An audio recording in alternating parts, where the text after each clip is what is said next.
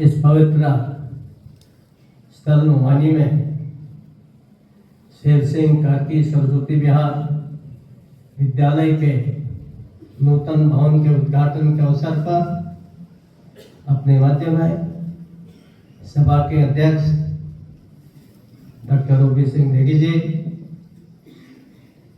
आज हम जिनको सुनने के लिए आए हैं, सच तो यह है कि सबसे पहले माफी मैं उन लोगों से मांगता हूं जिनकी यहाँ आने की इच्छा थी, सरसंघ चालक जी को देखने की इच्छा थी प्रत्यक्षता, उन सबको हम नहीं बुला पाए। उनसे माफी मांगते हुए यहाँ उपस्थित पूज्य सरसंघ चालक जी और सभी हमारे उपस्थित मित्रों, इस स्थान का एक अपना महत्व है। शेर सिंह कार्की जी हमारे मुआनी, पीपलतड़ आदि अनेक ग्रामों के लोगों से ग्राम भूदान देकर के 20 एकड़ से अधिक जमीन उन्होंने यहाँ पर ली और वर्षों तक बिना किसी सरकारी सहायता के महिलाओं को आत्मनिर्भर बनाने के लिए परित्यक्ताओं को, विधवाओं को उन्होंने आश्रय दिया। और निधन से पूर्व मैं जब एमएलसी बना तो मैंने उनको आग्रह किया कि आपकी इतनी लाइब्रेरी है, मैं विधायक निधि से आपकी एक लाइब्रेरी बना देता हूं। पहली बार उन्होंने सरकारी निधि लेने का निर्णय स्वीकार किया। दुर्भाग्य से उम्र भी उनकी हो गई थी, यद्यपि उस उम्र में भी उनकी याददाश्त नौजवानों से ज्यादा अच्छी थी। लगभग शतक पूरा करने से पहले उनका निधन हो गया। और मुझे यहाँ की जो संचालिका भागीरथी जी थी, उन्होंने मुझसे कहा, भगतदा भाई साहब, भाई जी कह गए हैं कि इस आश्रम को किसी अविवाहित व्यक्ति को ही देना और हो सके तो भगत सिंह को कहना कि वो संभाले। इस बीच मुझे अनेक कार्यक्रम, बीच में आप लोगों की आज्ञा से राजनीति में चला गया। तो राजनीति है, बैठे हैं लोग सामने, जानते हैं। समय का कुछ ऐसा क्रम रहा कि जो शेर सिंह कार्की जी की इच्छा थी और जो सदुपयोग इस आश्रम का होना चाहिए था, वो नहीं हो पाया। परंतु धीरे धीरे हमारे रणजीत सिंह जाला जी और अन्य लोगों के मेहनत से, यहाँ के लोगों के सहयोग से ये विद्यालय बनाने की कल्पना आई।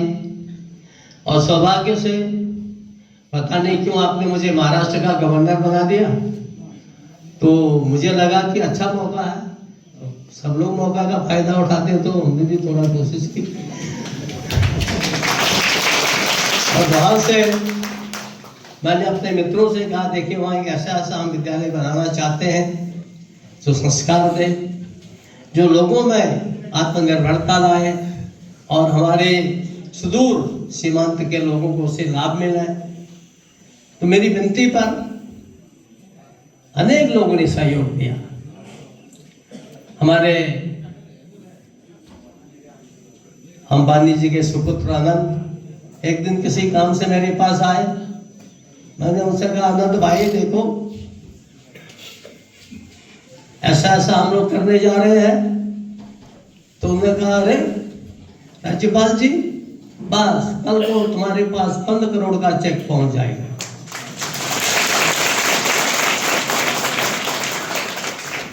इसके अलावा भी आदरणीय हिरानंदनानी जी, जिन्होंने 1 करोड़ रुपया दिया, आदरणीय दिलीप लाखी जी और ऐसे अनेक लोग थे जिन्होंने सहयोग दिया।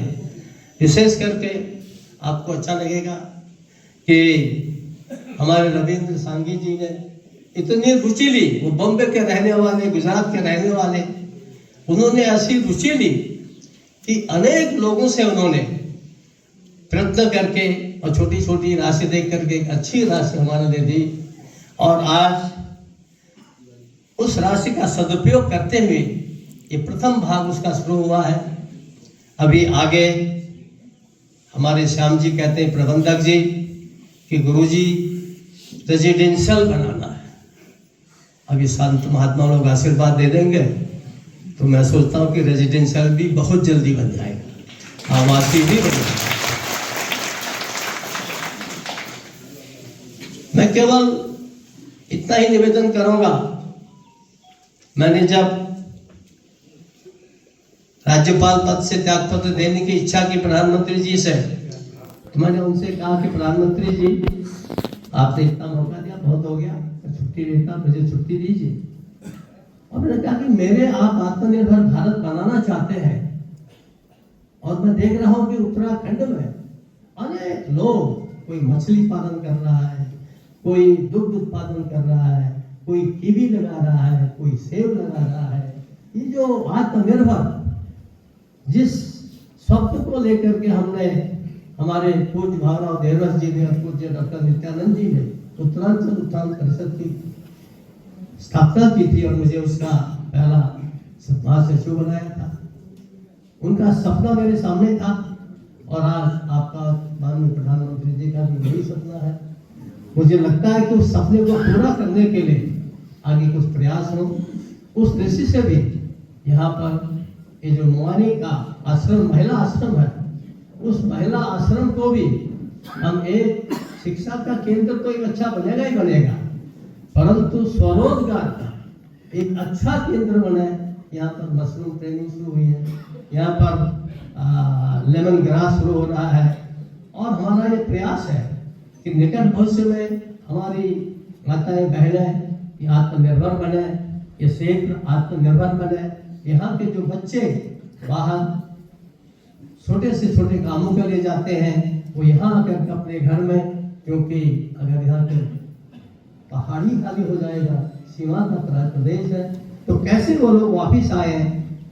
उस दृष्टि से आगे की योजनाएं हैं, उस सब के लिए आपका आशीर्वाद चाहिए। मेरा विश्वास है कि इसके साथ साथ मैंने ये भी संकल्प लिया है, आपने बार बार आप घोषणा करते हैं, पूज्य बड़ा साहब ने भी घोषणा की थी कि सामाजिक समरसता कैसे हो, उसका भी सुकेंद्र बना करके, और बहुत पिछले 1-1.5 साल में जितना प्रयास किया गया है, मुझे लगता है कि शायद उत्तराखंड पहला प्रदेश होगा जो अगले 10 सालों में घोषित कर पाएगा कि हम सब बराबर हैं, यहाँ सब सामाजिक समरसता है। उस दिशा में हमारे प्रयास है और उससे भी और मेरा विश्वास है कि आपके आशीर्वाद से हम इसको आत्मनिर्भर बनाने के लिए प्रदेश को और यहाँ सामाजिक समरसता स्थापित करने में सफल होंगे। आपने ये करना भी नहीं आता, मेरे जैसे छोटे कार्यकर्ता की विनती स्वीकार की।